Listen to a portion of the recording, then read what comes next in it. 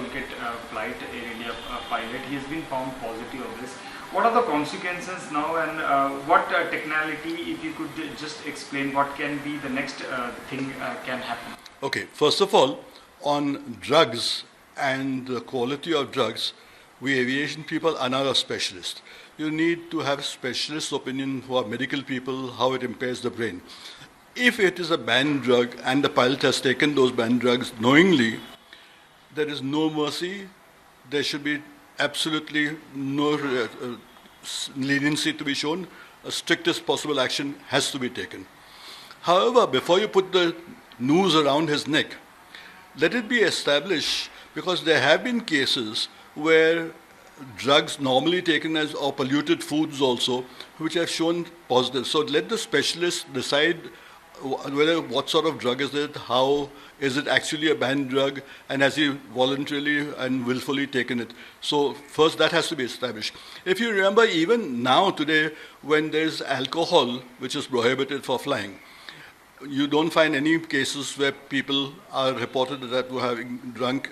However, even earlier, teetotalers who have never consumed alcohol have tested positive when they've had cough syrups also, certain types of cough syrups. So therefore, we've got to be careful whom you are blaming, how.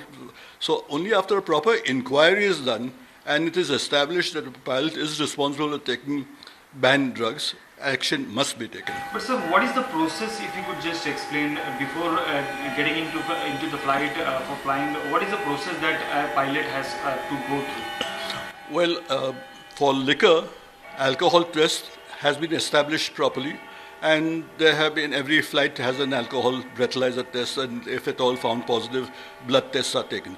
For drugs, there is no firm policy yet, and there's a reason for it also. First of all, earlier there were no drug tests at all. Now they've started recently, and they have been found that some people have been taking drugs. So the policy should be made depending on where are they going and how are they going to do the drug test.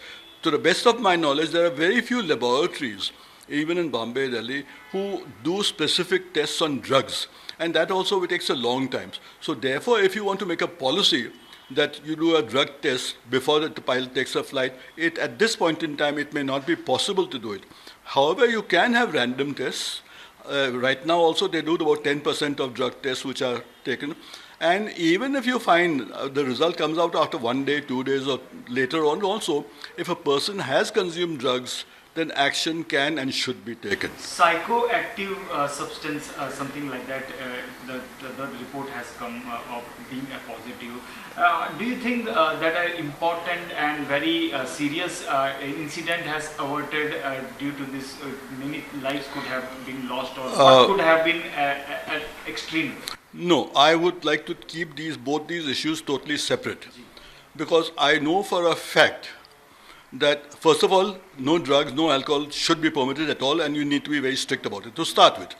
However, I do know that people have had experiences, have had totally drunk, who are hardly able to stand, have, for an ego issue, flown an aircraft, not in civil, but flown an aircraft and been perfectly done a very good flight. So it is not essential that just because he's had alcohol or he's had drugs, that the aircraft will crash or be injured. However, the reason why we prevent this from happening and prevent this alcohol and drugs, etc., because your thinking, your mind will be impaired. And we want a very clear thinking person or pilot when he sits in the aircraft with responsibility.